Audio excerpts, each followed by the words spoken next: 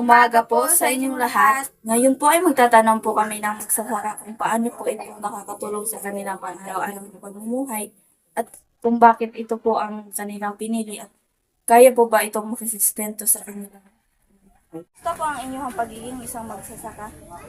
Okay lang po. Kasi natutustusan naman yung pang-araw-araw kung pangangailangan ng ating pamilya. Bakit po ang pagiging magsasaka ang inyong napili na trabaho? Wala tayong gagawa kasi hindi tayo nakapagtapos ng pag-aaral eh. Ito talaga yung trabaho natin.